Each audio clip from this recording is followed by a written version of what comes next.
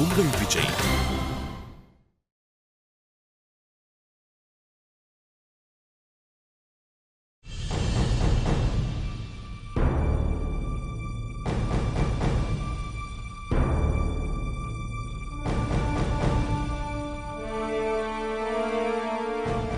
Your honour, 6 மாச கை குழந்தை எப்படினாலும் போகட்டும்னு சொல்லி அப்பா கிட்ட விட்டுட்டு போன இவங்களுக்கு இப்ப என்ன திடீர்னு ஞானோதயம் வந்துடுச்சா?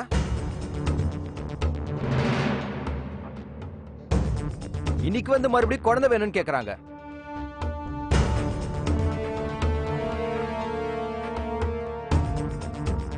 குழந்தைய அவங்க திரும்ப விட்டுட்டு போக மாட்டாங்கன்னு என்ன நிச்சயம்? இவங்களுக்கு எப்ப வேணும்னு தெரியாது, எப்ப வேணாம்னு தெரியாது. உண்மையான பாசம் என்ன இன்ஸ்டால்மெண்ட்ல வந்து போகும்? சார், அன்பை பத்தியும் பாசத்தை பத்தியும் அலசுறது உங்க வேலை இல்ல. யுவர் ஆனர், என்னோட கிளைண்ட் அவங்க புருஷனோட வாழ பிடிக்காம தான் அந்த வீட்டை விட்டு வெளியே வந்தாங்களே தவிர என்னைக்குமே அவங்க குழந்தையை கைவிட்டதே இல்லை.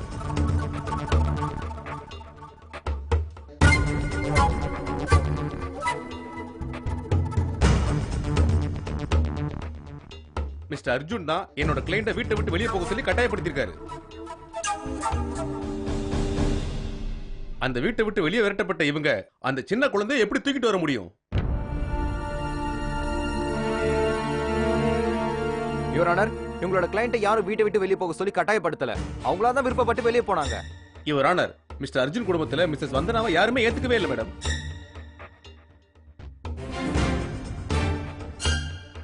இந்த மாதிரி ஒரு சூழ்நிலையில தான் என்னோட கிளைண்ட் அவங்க புருஷனையும் அந்த குழந்தையை விட்டுட்டு வெளியே வந்தாங்க. இன்னைக்கு புதுசா ஒரு வாழ்க்கை அவங்க வாழ ஆரம்பிச்சிருக்காங்க.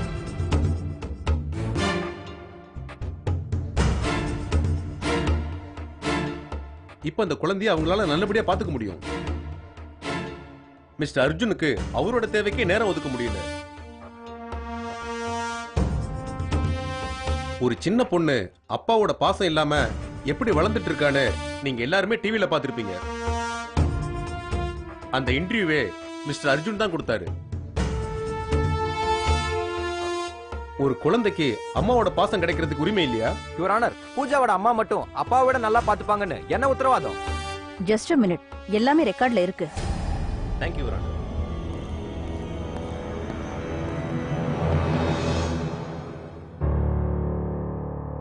நான் 2 தரப்பு வாதத்தையும் கேட்டுட்டேன். பூஜா யார்கிட்ட இருந்தா சந்தோஷமா இருப்பாங்கறத இன்னும் நிரூபிக்கப்படல.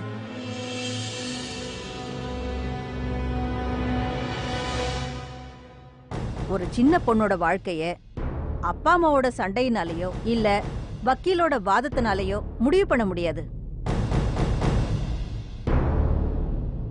நியாயமா அது யார் கூட இருக்க விரும்புதுன்னு அந்த குழந்தைய இங்க வரவழைச்சு நான் கேட்க விரும்புறேன்.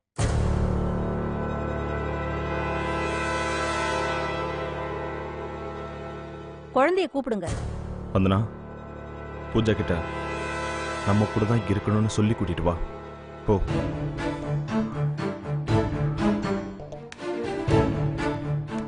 பயப்படாத, பூஜா நம்ம கூட தான் இருக்க போறேன்னு சொல்ல போறா. பாவம் பூஜா, இந்த வயசுலயே அவளை கோர்ட்ல நிக்க வச்சுட்டாங்க.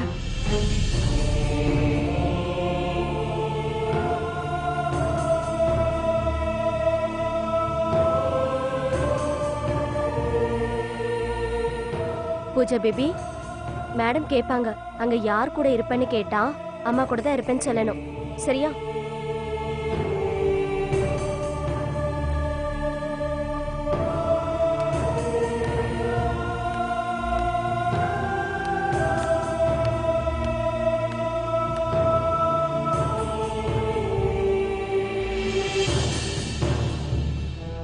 நீங்க போய் உட்காருங்க.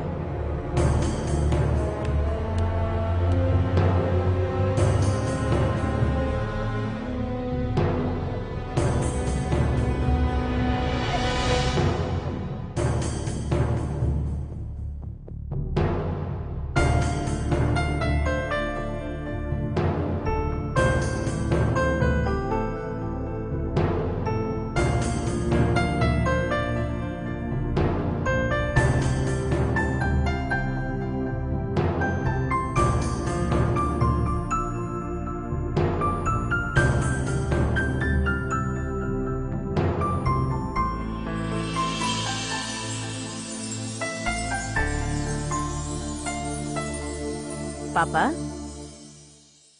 உன் பேர் என்னம்மா? பூஜா. உன்னை ஏன் இங்க கூட்டிட்டு வந்திருக்காங்க உனக்கு தெரியுமா? நீ உங்க அப்பா அம்மா யாராவது ஒருத்தர் கூட தான் நீ இருக்கணும்னா நீ உங்க அம்மா கூட இருக்கிறதுக்கு ஆசைப்படுறியா இல்ல உங்க அப்பா கூட இருக்கிறதுக்கு ஆசைப்படுறியா?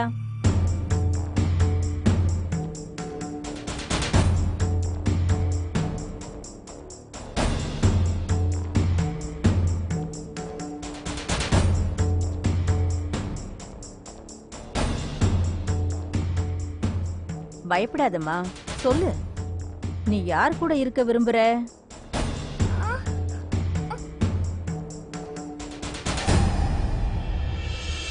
நான் நான்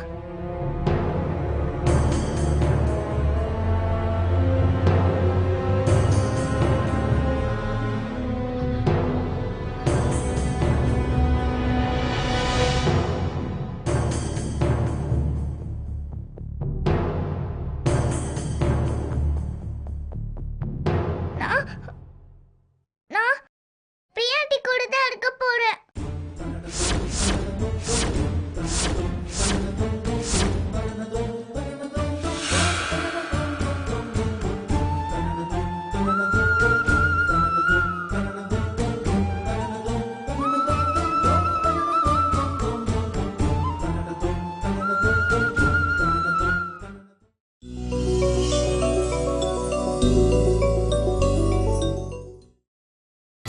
நீங்கள் பார்த்துக் கொண்டிருப்பது உங்கள் விஜய்.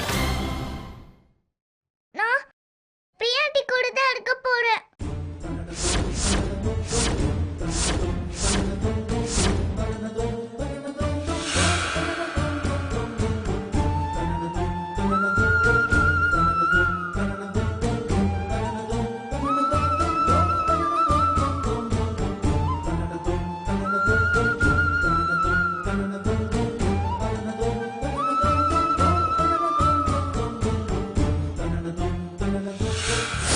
அழுதா என்னாகும் தெரியுமா?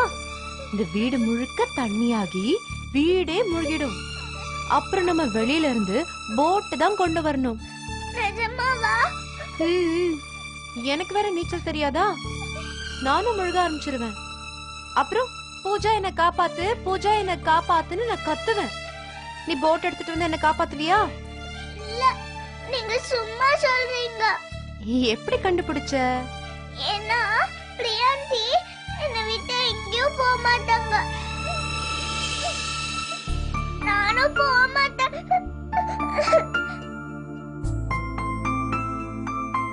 பிரியாண்டி, நான் அழுதாலே இந்த வீடு ஃபுல்லா ரொம்பிடும்.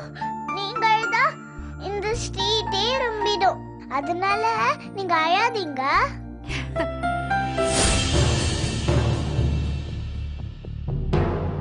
இங்க யார் பிரியா? நான் தான் மேடம்.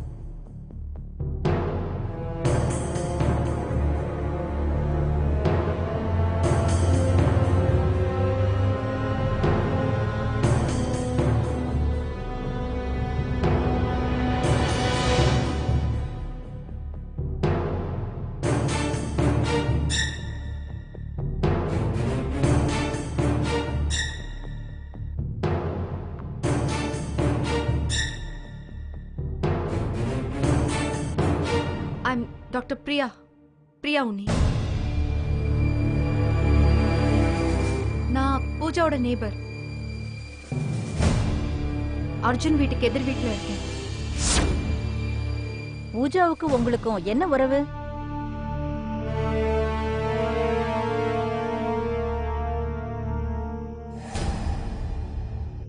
அவையே உங்க கூட இருக்கணும்னு விரும்புறா.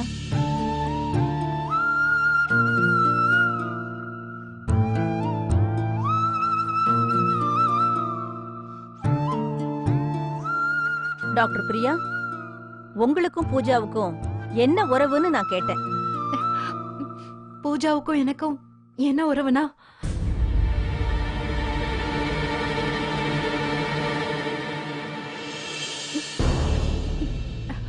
பூஜாவுக்கும் எனக்கும் சட்டப்படி எந்த உறவும் இல்ல.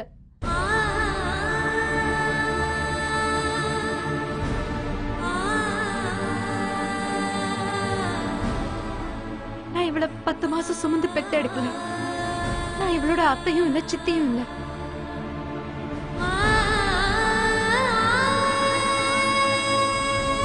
இந்த மாதிரி எங்களுக்குள்ள எந்த ரத்த சம்பந்தமான உறவும் இல்ல. அவளை நான் தூக்கி வளர்த்தது கூட இல்ல.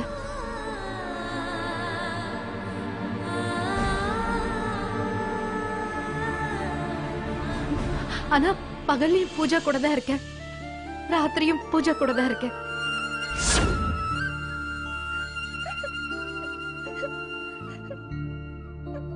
அதாவது எந்த நேரமும் பூஜாவை பத்தி தான் நினைச்சுக்கிட்டே இருக்கேன்.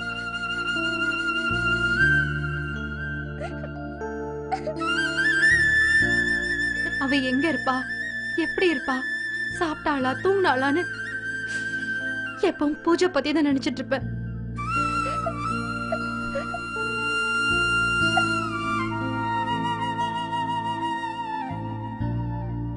அவளுக்கு பிடிச்ச சாப்பாடு சாப்பிட்டு இருப்பாளா, அவளை யாராவது கதை சொல்லி தூங்க வச்சாங்களா, அவ சந்தோஷமா இருக்காளா, இல்ல எதையாச்சும் நினைச்சு கவலைப்பட்டு இருக்காளான்னு நான் எப்பவும் பூஜாவை பத்தி தான் நினைச்சிட்டு இருப்பேன்.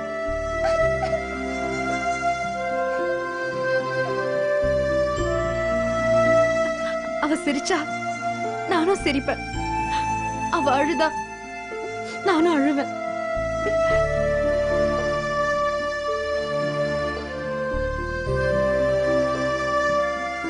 அவ அவங்க அப்பா அம்மாவுக்கு இடையில நடக்கிற சண்டையில மாட்டிக்கிட்டு தவிக்கிறத பார்த்தா என்னால தாங்கிக்க முடியல மேடம்.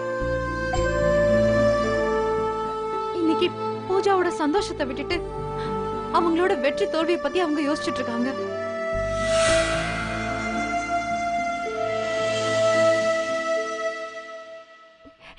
எனக்கு இது சரியா படல.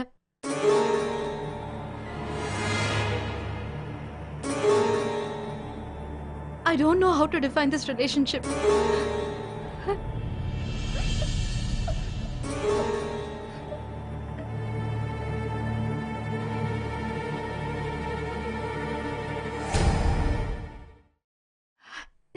இந்த உறவை என்னன்னு சொல்றது? இந்த உறவுக்கு எந்த பேரும் இல்ல. ஆனா இந்த உறவால எனக்கு நிறைய கெட்ட பேரு தான் கிடைச்சிருக்கு.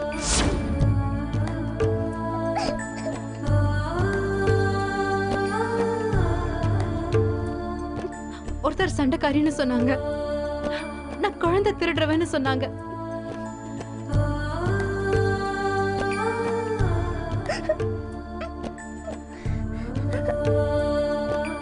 இவளோட சந்தோஷத்துக்கு முன்னாடி நான் இதெல்லாம் பெருசா எடுத்துக்கல.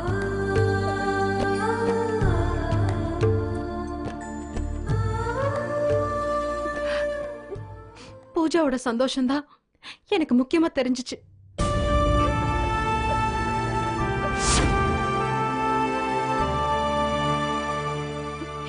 இதையெல்லாம் வச்சு நீங்க எங்களோட உறவை எடை போட முடியாது.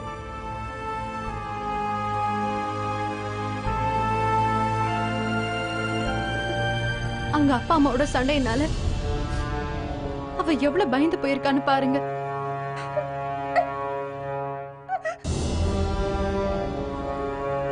அவ அழுதுகிட்டே வந்தானா அவ கண்ணை தொடச்சு விட்டு ஏதாவது கதை சொன்னா உடனே சிரிக்க ஆரம்பிச்சிடுவா. அந்த மாதிரி எப்பெல்லாம் அவ மனசு உடைஞ்சு போறாளோ அப்பெல்லாம் நான் அவளை சிரிக்க வைப்பேன்.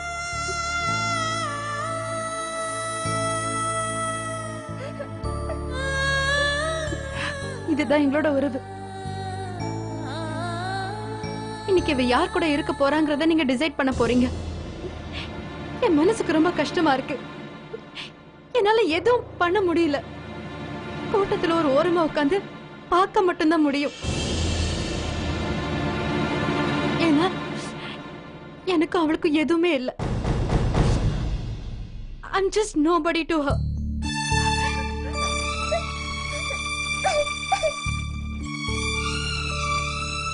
ஆனா எங்களுக்குள்ள ஒரு சின்ன உறவு இருக்கு.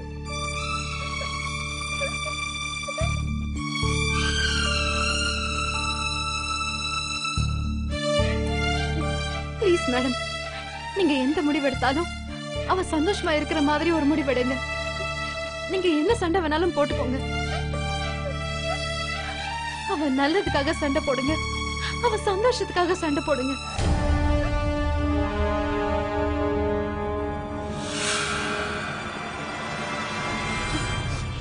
இனிமே பூஜா அழவும் கூடாது, பயப்படவும் கூடாது. எப்பவும் சிரிச்சுக்கிட்டே இருக்கணும்.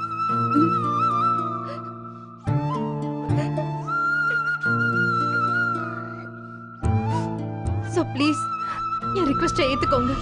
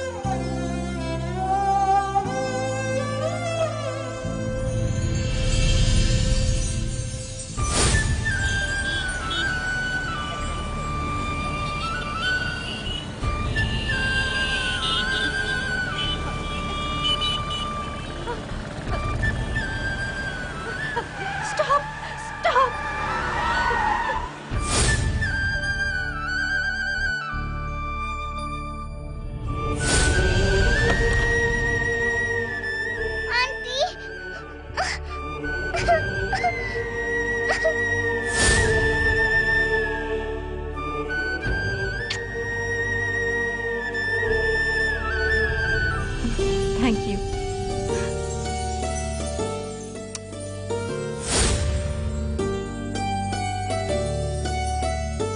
நான் 2 தரப்போட வாதத்தையும் கேட்டுட்டேன். இந்த கேஸோட ஜட்ஜ்மெண்ட்டை நான் அடுத்த மாசம் 4ஆம் தேதிக்கு ஒத்தி வைக்கிறேன்.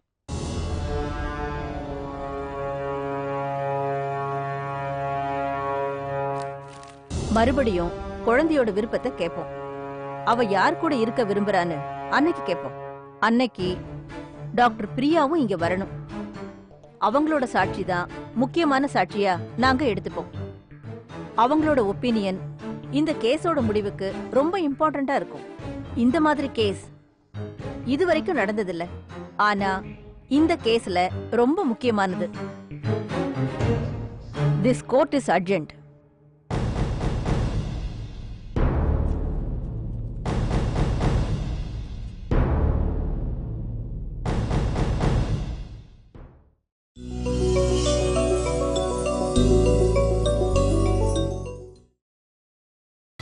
நீங்கள் பார்த்துக் கொண்டிருப்பது உங்கள் விஜய்.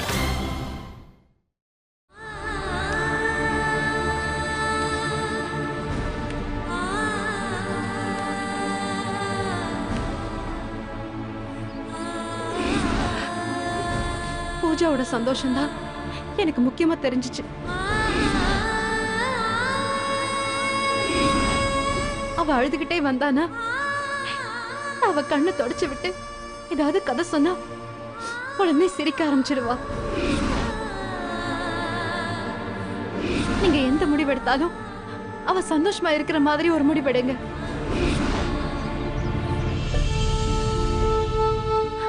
அவ நல்லதுக்காக சண்டை போடுங்க, அவ சந்தோஷத்துக்காக சண்டை போடுங்க.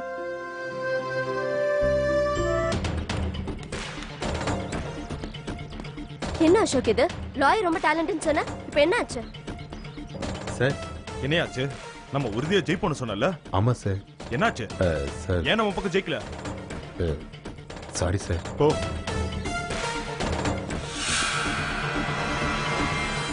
What nonsense Karthik.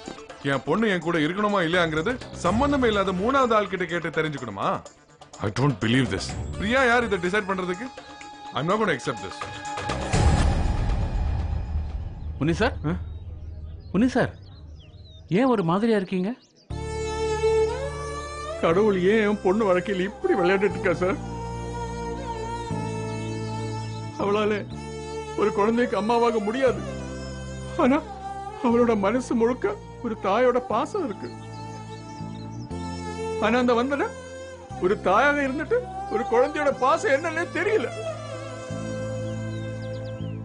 நீங்க கோர்ட்ல பாத்தீங்கல்ல, பூஜா மேல பிரியா எவ்வளவு அன்பு வச்சிருக்கா.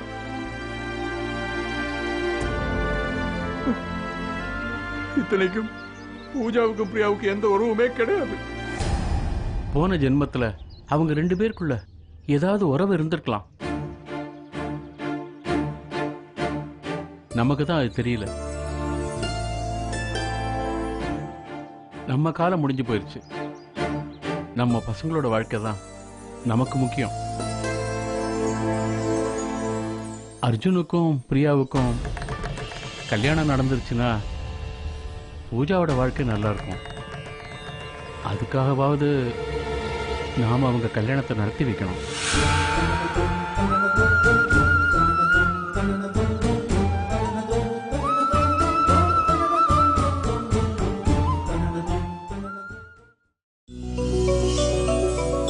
Thank you.